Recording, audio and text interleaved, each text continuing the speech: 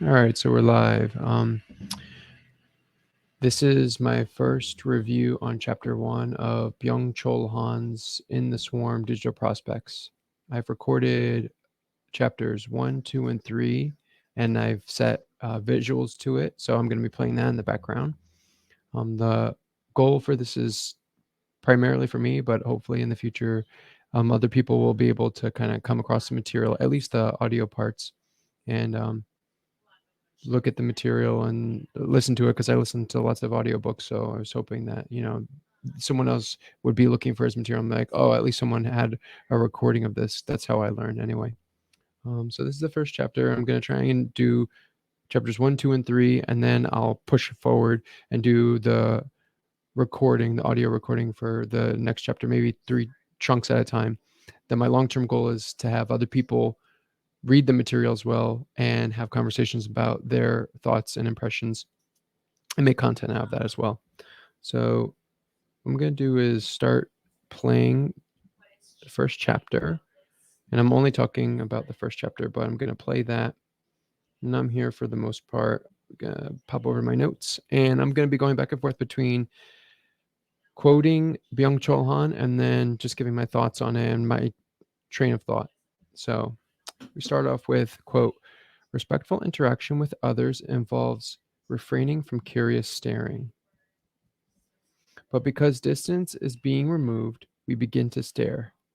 We do nothing but stare at the phones on the screens with moments of text and talking. But for the most part, all we can do with the screen is stare. And a lot of my time is spent on the subways, and I think about now, in the past, there used to be a lot of vibrancy on the train, a lot of people chatting or even like arguing, but a lot of performing, whether that's like people trying to break dance or play drums on the train, or people just panhandling. And even that, I don't see panhandling that much anymore. There's still a lot of homeless people, and that's actually increased during my time of being on the subway. For like, I was on the subway since I was about maybe 13. So now being about 34, it's like I've seen a good chunk of time. I think the 80s were really rough, but I wasn't on the train. I was barely born at that point. So anyway, people aren't really talking anymore. And a great place for me to notice this is just the staring, right? He's talking about staring at the screen. Then he says, then there is an element of obtrusive staring, of spectacle. To be obtrusive is to be undesirably prominent. Spectacle is voyeuristic gazing that lacks deferential consideration, that is respect.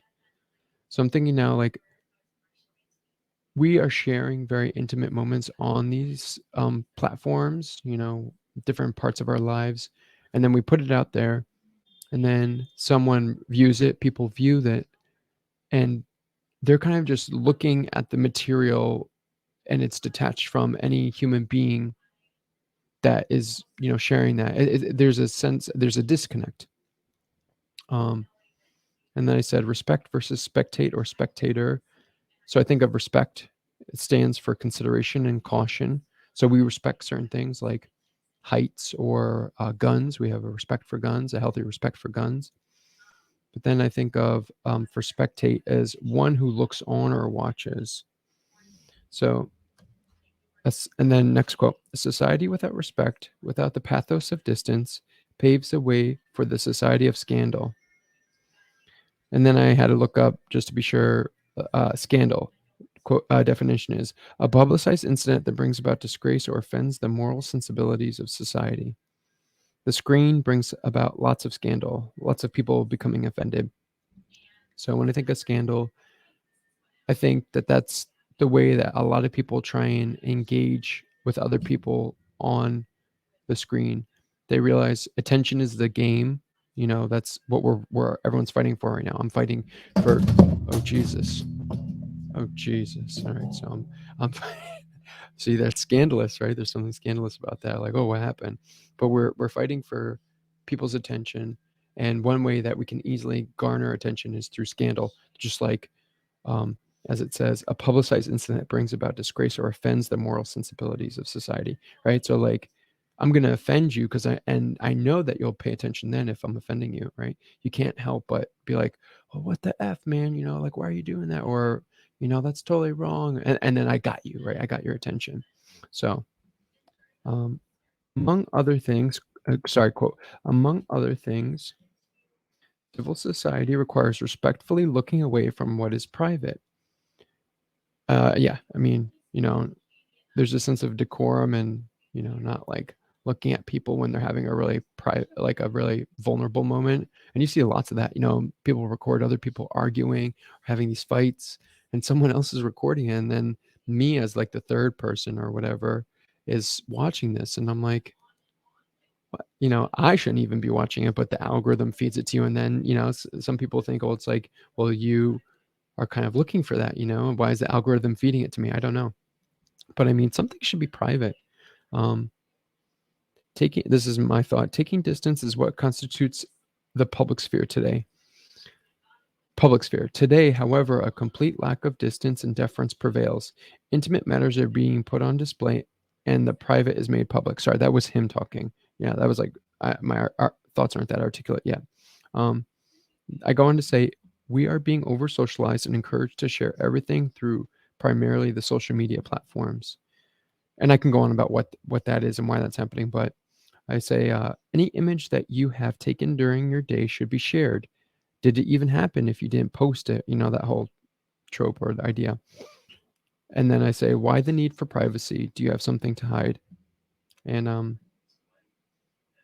think I've definitely felt that most of my life, and now more and more people are being told like you should share everything, and if you're not sharing, then you're probably up to no good, and that's not you know the right thing to do. So share everything. It's like, well, also it's a lot of data collection, right? We want to collect as much information as like whole as the days of Noah, like data driven epistemology. So we're going to try and build our sense of what is through just absorbing vast amounts of information.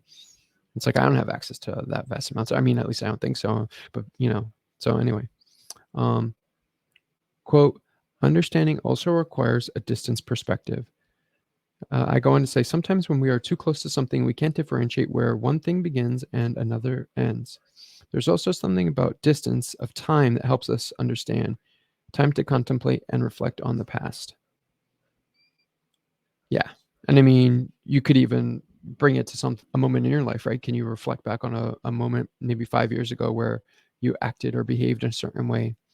And hopefully when you're thinking about that moment, it's like, wow, I'm glad I took the time to just pause, not say anything that I was feeling, sleep on it, and then the next day I talk about it. Or you don't even have to talk about it because you're like, you processed all the thoughts and information, and you're like, you realize like, I don't need to talk about this, and it heated me up in the moment.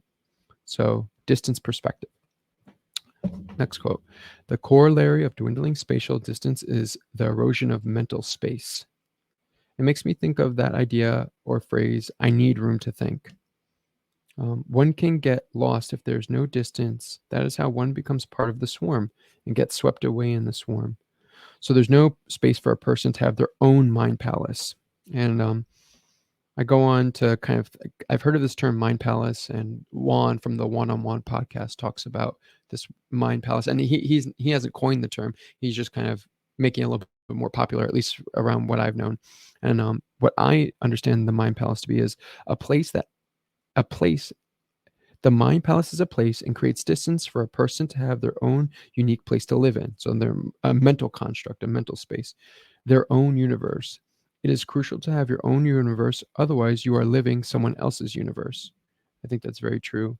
And one movie that goes to have a good visual metaphor is the movie Dreamcatcher. Stephen King's The Dreamcatcher, and one of the characters in there, his power is a mind palace where he can remember all these ideas in his mind's eye. Oh, mind's eye. The next quote. When distance proves lacking, the public and the private become confused. It can't really be questioned if this is a time of great confusion. It seems like almost everything is being deconstructed and picked apart in order for the swarm to make its move. So now everything's being called into question, like from history to ideas about like where we are and like I said, history, what is the past. So it can come across as a little bit scary, but in this time of everything kind of being pulled apart and all the raw materials being laid bare, you can say, you know what, I see these materials over here, and I'm going to actually be a constructor myself, a mason, and I'm going to build certain things. And I think what I'm building right now is more in like the body world. Like you can build your body. It's not just me. I'm not special. You can use your body. So I think there's a great time of opportunity as well, as scary as it may feel. Um, Next quote: digital communication is fostering this pornographic display of intimacy in the private sphere. Social networks wind up being exhibition rooms for highly personal matters. So there's a couple things I thought about this. Um, First off, that we're sharing everything. And the first thought comes to subreddits and people, maybe they have a question about their body or something that's happening to them through a personal relationship, and they just type everything out. And I think that's good in some ways, because then you can get other people's perspective and thoughts. But it's also like, whatever happened to, like maybe working on that material, that idea on your own, instead of just letting it all be out there. And I think the big thing that gets me is that we share it on something like a subreddit, and we're like, oh, well, it's the community that I'm a part of, whatever that is. But then who has access to all of this information, all of the subreddits, right? The people that own the um, the big server farms or whatever. So um, that's what I think of about everyone is displaying all of their personal matters, and that's because they have no third space, they have no other community at home. Their families are disintegrating, or they don't really have people in their network that they can talk to in 3D. So now that's what we're being pushed to kind of use. Like this right now, I'm talking into the screen, and I've always been very introverted, but now I'm being pushed to do this right now in a way, and I'm doing it willingly. But also, I can't deny, like, wow, this is actually happening, and the ease of this technology is like making it like, yeah, just do it. And then the other thought I had about the pornographic display of intimacy is just pornography, and how the internet has allowed for pornography to become so ubiquitous and accessible for anyone. And you could have these little child parent locks on, but still, like, third graders are accessing these images, and it's changing us, right? It's changing how we think about intimacy and relating, and that then cascades into like just talking to people, right? Like, um, and I'm sure there's more that people think. But then I did a little bit of research, because I remember hearing that um, pornography kind of pushes the technological boundaries of what we thought was possible. And so here's a little thing I kind of put together. It makes me wonder, if nothing comes for free, why is there such a ubiquitous amount of pornography that is accessible for free? It also makes me think about how much technology advancement is driven by pornography, from Peep Show to the VHS, right? So that was one of the ways that the VH got developed, because people wanted to take those images in their home, and the VHS technology was first supported by people using it for pornography. Those were the purchasers, and then the tech got a little bit more. It flattened out, so then more people can create content on VHS, and then normal people, and it opens up for more normal people, and then they take the market share. I think that's what it was saying.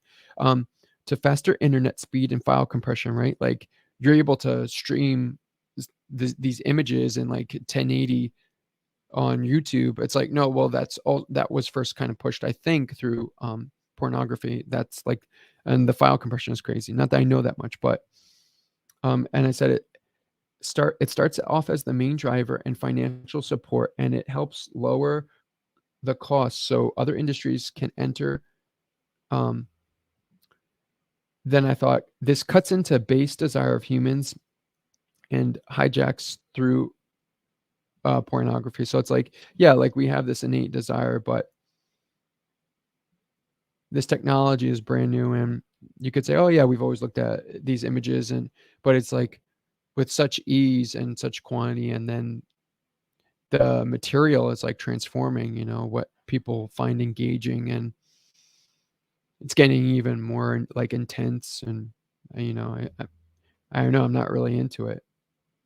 When I was younger, I was, but I'm not into it now. Um, the next quote is, "Respect is tied to names. Anonymity and respect rule each other out. The anonymous communication promoted by digital media is dismantling respect on a massive scale. It is also responsible for expanding culture of indiscretion and disrespect." Yeah.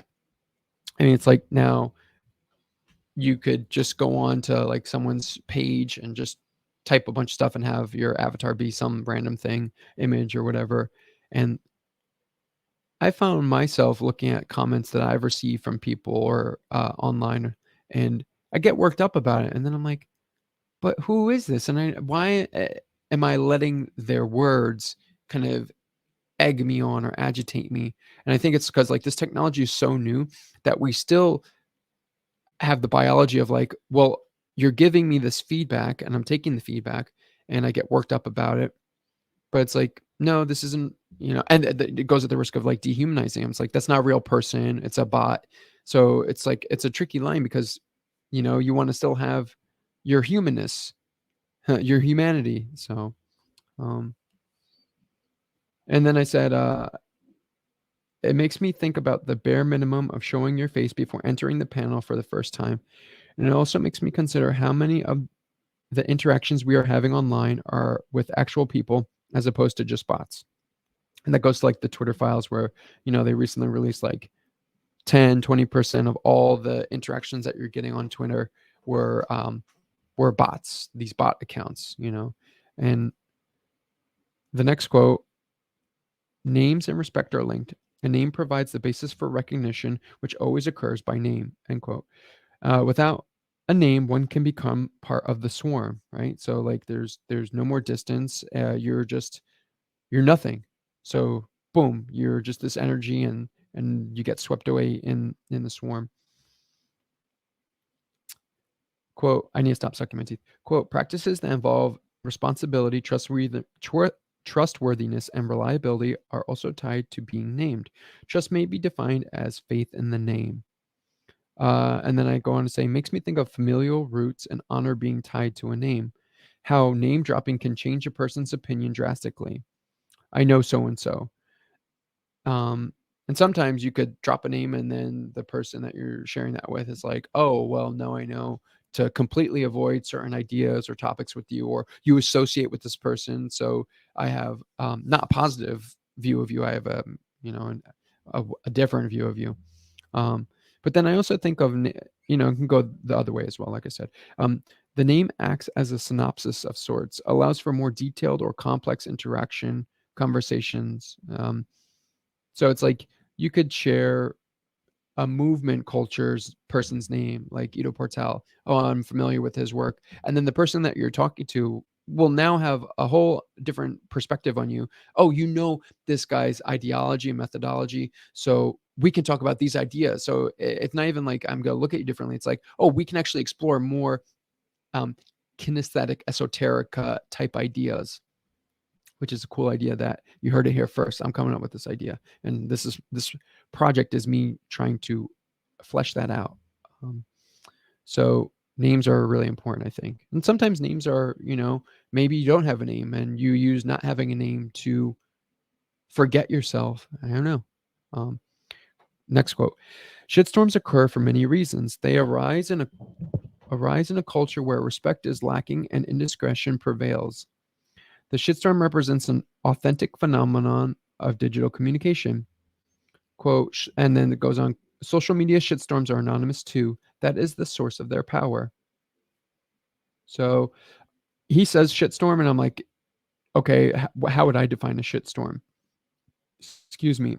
I would say a shitstorm, and this is me, is in part an occurrence due to the bot accounts that can whirl up a position that looks organic, which then galvanizes real humans that give the storm more permanence. Bots alone would only cause a minor flare up. It is the union of artificial and organic that help plant whatever idea and incept the idea. Shitstorms have a starting point or inciting action that has a specific yet vague goal. And then I think about like verbs and adjectives like to describe movement. So what do I think the movement is? And I say its qualities are large, aggressive, unruly force of thoughts that have a general position but have no real lead person. The shitstorm is to cause chaos, to help bring about order. And I think sometimes to the benefit of a person slash group, but more often it feels like it's for a large motif change in culture. So I think some people, if they have enough resources, they can kind of see something occurring and they say, oh, this is an opportunity for me to inject some of my ideas and create a shitstorm where maybe the shitstorm might not have happened, but they say a certain thing or they highlight and zoom in on a certain moment, and then that incites the shitstorm. And the person knows, like, well, I can't really control this, but if I can spin it, then I can have my perspective and resources ready to have a resolution for this before anyone even notices. And so then they think that this is all happening naturally, but actually, I knew that this was going to happen in a way. I didn't know how all the intricate parts were going to play out, but I had a general idea if I acted at certain key moments during the whole shitstorm, that then I could help direct the energy to a certain outcome that would benefit me. But I don't know how much like someone could control the shitstorm, right? That's why it's a shitstorm. Um, quote, moreover, letters possess a different temporality. As the writer laboriously composes a missive by hand or on a typewriter, immediate agitation and excitement pass. In contrast, digital communication enables effective discharge right away on the basis of its temporality alone. It conveys impulsive reactions more than analog communication does. And then I said, it feels as though there's a push to reduce contemplation in our culture. Don't think about it, like Nike says, just do it. Digital communication allows for action almost instantaneously. So it erases any distance that we might have from a thought that comes into the mind. Reflection is crucial for getting the core component of a thought. Mm. Thoughts can usually be refined. So when the thought can be acted on immediately, it doesn't allow for unnecessary or harmful elements to be dumped. It makes me think of the phrase to sleep on it. Next part. Quote, today, participants in communication do not just consume information passively, they generate it actively. No univocal hierarchy separates the sender from the receiver. Everyone is sender and receiver, consumer and producer, and one. Yeah, so what I see as a part of that is like all this content, there's a lot of mediocre, lackluster content. And I think that's going to change, but the it has flattened out everything. Whereas there, he's saying hierarchy, there's like this kind of topology, but now everything is like kind of transformed to this flatness, and things can kind of just travel much faster. And I think this is just the beginning, so things will evolve and people get better. But now anyone can create content and share their voice. But I'll talk about that in a little bit. Quote, the communication of power passes in one direction from top to bottom. Now, communicative reflux is destroying the existing regimes of power. Shitstorms amount to a kind of reflux with all the destructive effects that this entails. So I didn't look up reflux, but I remember reflux being, you consume something and then it comes back up and all of the stomach acid, it starts to irritate your esophagus, and um, it makes it hard to even consume something. Like, you're trying to take in nutrients, but it comes back up, it gets all kind of like fucked up and stuff. So excuse me. But and now things can just go in all these different directions between people. So it's very disorienting, I think. And doesn't allow for digestion, which the artist formerly known as Yurt was saying that he imagines himself to hopefully start to bring some of the digestion of what is happening right now on the panels and on this digital medium, and being a part of it. At least he was saying that maybe definitely not solely, but helping create the whole kind of what do you call it, digestive system that we have in our body. um, I said, what comes with the destruction of existing regimes of power? Who will take control of that power? What is a power grab? Those are just questions. I'm trying to frame more stuff that I do as questions, because if I get caught up in like just saying something, it makes me look silly, but also it kind of solidifies my ideas and doesn't allow for me to kind of look at something again, because then it's like, oh well, you said it was this, and in my head I'm saying that, and it's like, no, like things are always changing, and so maybe you want to stay kind of light on your feet. Quote, as a medium, power ensures that communication flows speedily in one direction. The choices effected by the intendant of power are followed silently, as it were, by the subjects of power. Sound or noise provides an acoustic cue that power is faltering. The shitstorm is communicative noise, too. The best shield against shitstorms would be charisma, that is, an erratic expression of power. Charisma prevents shitstorms from brewing up in the first place. Yeah, and then I'm thinking about some of the people that I'm watching create content. Shout out to Provokid, Benton, the artist formerly known as Your, Chalk Body Outline. Big time to Chalk Body Outline. Because when I think about how I'm interacting with a lot of these people's content, it's because, in part, him and EBT have created a space to be thinking about ideas and to at least have creative imagination. So I'm like, what's reality and what's really happening?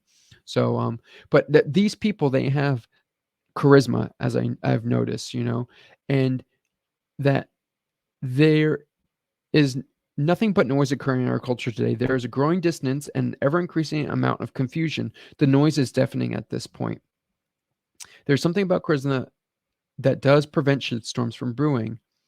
It almost feels like everyone and the people that I've mentioned, they have noticed that there's so much noise, and they're trying to create a space of silence to reflect, to actually process.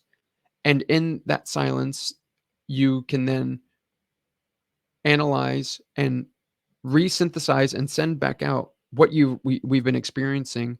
And it goes from being just like a cacophony of intransigence to now music, something that's worth listening to, something that has harmony and a melody. So that's what I'm noticing, that some people, they're sharing the charisma, and I said it feels as though an orchestra is trying to coalesce between those people, which is awesome. It's nice to see people starting to kind of riff with each other like a jazz band or something. Um, Quote, powerful communication reduces sound and noise. That is, it reduces communicative entropy. An authoritative pronouncement eliminates burgeoning noise in one fell swoop. It generates silence, which represents room for action. And then I say, as Benton would say, the dead air is a meditation. Silence usually indicates that there is a pause in action. Sometimes people rush to fill the silence for the fear of being in their thoughts. Some people fear, oh man, this chair sucks. Um, some people fear the reflection that comes with silence. So maybe that's why the noise is growing louder. I said, anything to distract from the deep sickness we are all experiencing.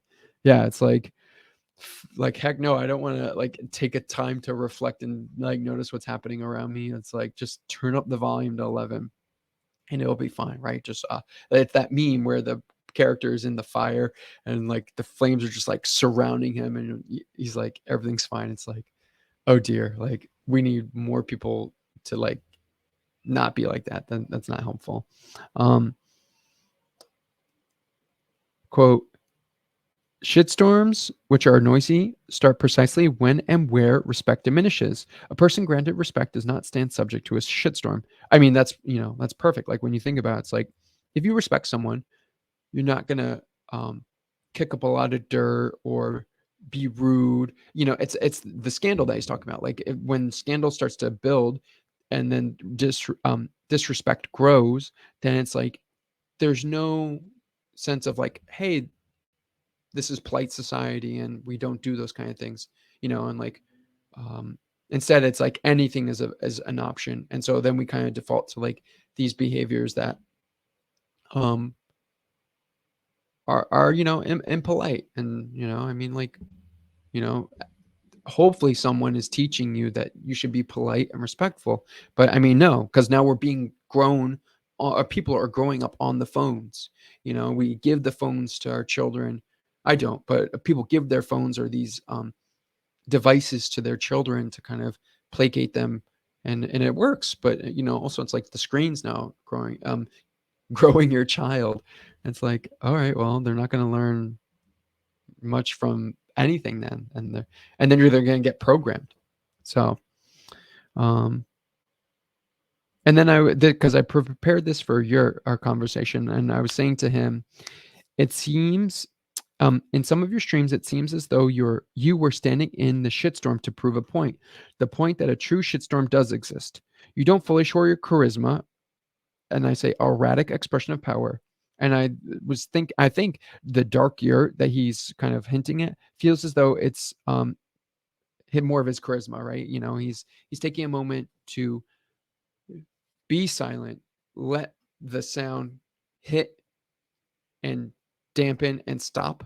Whereas a lot of people, they let the sound hit and then they reflect it back, and then it starts to ping even crazier. So if I'm just quiet and I let the thoughts and the ideas come to me, and then I just sit with it, I have time, I have distance, I have this reflective moment, I can then process it and give you something unique back, and that's charismatic, right? Um, a general decline in values is making the culture of respect crumble. Today's role models demonstrate no inner values. External qualities distinguish them above all. Yeah, the external qualities, it's like, what do you look like? What do you have? And that's all that matters. It's like, okay, do you have a sense of duty? Do you have honor? All those like really important things. It's like, no, you have like these materialistic things that we think are hallmarks of like a life that is like worth living. And I think like the most revolutionary thing you could do for some people is to just be happy in your home with your family and be present with your family. I mean, that's pretty revolutionary for me, being adopted and all. And I love my family. I love my parents that helped grow me. Grow me. I keep saying grow me like I'm a plant or something. The hashtag Cabbage Patch Babies. The nonsense. Okay. Um, it feels as though the regime chooses who rises to the top and becomes influencer or role model. Anyone that rises a little above the rest is co-opted. So, oh, my back. I was thinking about that. I was like, it can't all be planned out by these think tanks. Um, some of it, a lot of it, I think almost all of it is probably organic. And then the people who have the resources notice a trend or a change occurring, and they might have access to they do have access to more information, maybe even the access to weather patterns and statistics correlate combined with all these other metrics. They know that something is going to occur in about a year based on previous numbers and all this crunching, the sentient world simulation. And so they're like, we're going to keep our eye out for this kind of behavior, this kind of language, these signs. And once we start to see some people that are hitting those marks, we know that that's the person that we need to either co-opt and say, come underneath our dragon's wing, or we need to just squash them and insert someone that acts as as a proxy, and can then hijack whatever natural thing was occurring. So, and I'm still working on all these ideas. So, I mean, who am I, right? Um, I'm John. All right. Sovereignty, quote, sovereignty means being able to produce absolute quiet, eliminating all noise and making all others fall silent in a single stroke. I go on to say, Paul Enslaved is one character streamer that is constantly challenged and usually does produce quiet in others. It does seem tiresome in a way. Definitely not something I am currently built for. And I don't think I'll ever be built for that. But I do notice that he has that ability to demonstrate sovereignty means being able to produce absolute quiet. Two more quotes. Shitstorms are also kind of oh, did the visual stop? They did. Here, I should do, because I might talk one more time. Nightmare dystopia. Oh dear. So, 2 more quotes. Quote, shitstorms are also a kind of wave which escapes all control. I like the idea of waves and how the ocean is powerful beyond our control. All we can do is hope to find the right wave and ride it to the best of our ability because the waves will never cease. Um, yeah, the power of the ocean, the vastness of the ocean, the not knowing a certain amount of a percentage of the ocean, all that stuff. Um, then the last quote is, sovereign is he who commands the shitstorm of the net. The idea of, and then I say, the idea of commanding the shitstorm sounds truly daunting. Uh, I doubt it could be done by a single person, but a collective, maybe. Um, and I think about like Shakespeare and how that person supposedly created all the works, and that's influenced our society, for a long time. Say, and then some people say, oh well, no, that was like a collective of people, and I don't know too much about it, but I think like to be sovereign, to command the shitstorm, it's like that's not a person, that's like a collective of people that have lots of resources or are trying to form organically right now and are trying to digest information. And I think that's a part of what at least I'm trying to do. And then if enough people are trying to do that, that vibration will start to sync up with other people, and then that starts to be like this organic thing that's happening. I think that's a part of what's happening right now. Um, all right, sweet. So thanks for taking the time to listen, and I'm just gonna end this recording. Boom.